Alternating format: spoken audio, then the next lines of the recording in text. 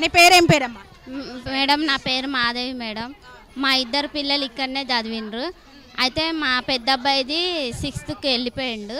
అయితే చీరాలు వేసిన చీరాల్లో మొన్న దాకా హెల్త్ బాగాలేక ఇంట్లోనే ఉండిపోయినా. అయితే డబ్బులు లేక నాకు బస్ పాస్ కోసమని చీరాలకి వెళ్ళిన.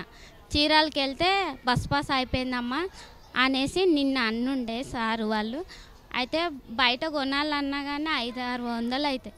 నా దగ్గర ఆయంత మాత్రం లేవు.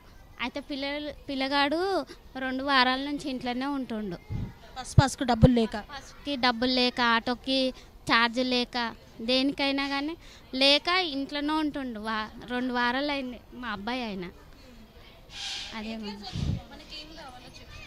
మాకు 10th వరకు అయితే మా అబ్బాయి కూడా, చిన్న అబ్బాయి కూడా ఇక్కడనే చదువుతాడు, మా పెద్ద అబ్బాయి కూడా ఇక్కడనే చదువుతాడు మేడం. కొంచెం హెల్ప్ చేసి మాకు 10th వరకు చేయండి మేడం. టీచర్స్ కూడా కావాలి.